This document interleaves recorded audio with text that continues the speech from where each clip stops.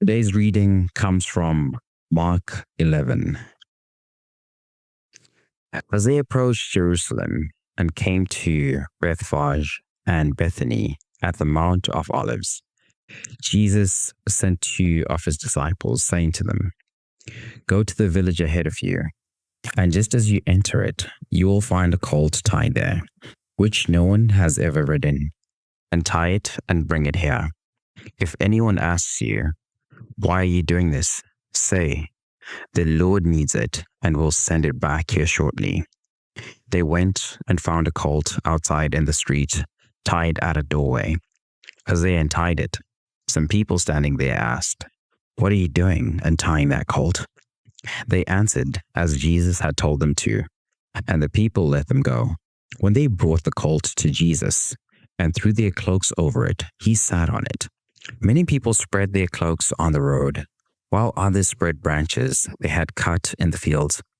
Those who went ahead and those who followed shouted, "Hosanna!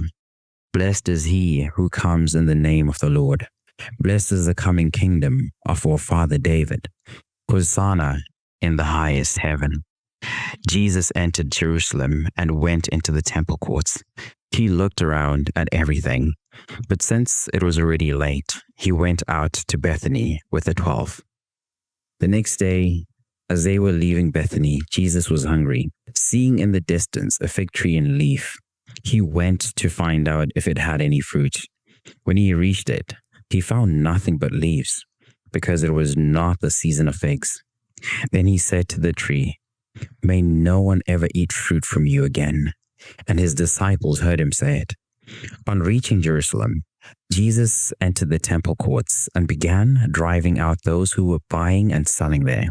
He overturned the tables of money changers and the benches of those selling doves, and would not allow anyone to carry merchandise through the temple courts.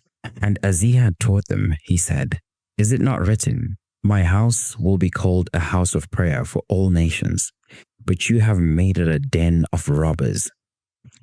The chief priests and teachers of the law heard this and began looking for a way to kill him, for they feared him, because the whole crowd was amazed at his teaching.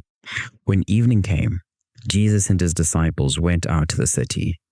In the morning, as they went along, they saw the fig tree withered from the roots. Peter remembered and said to Jesus, "Rabbi, look, the fig tree you cursed has withered." "Have faith in God," Jesus answered. "Truly, I tell you, if anyone says to this mountain, 'Go, throw yourself into the sea,' and does not doubt in their heart, but believes that what they say will happen, it will be done for them.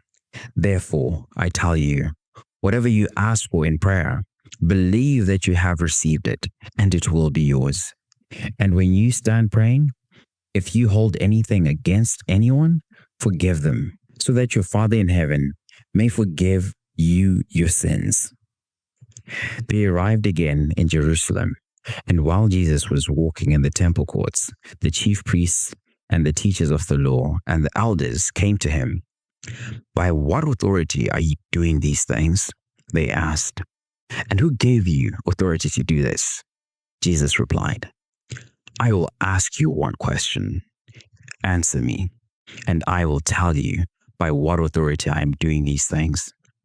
John's baptism, was it from heaven or of human origin? Tell me." They discussed it among themselves and said, "If we say from heaven, he will ask, 'Then why didn't you believe him?' But if we say of human origin," they feared the people, for everyone held that John really was a prophet. So they answered Jesus, "We don't know." Jesus said, "And neither will I tell you by what authority I am doing these things." That is the word of the Lord.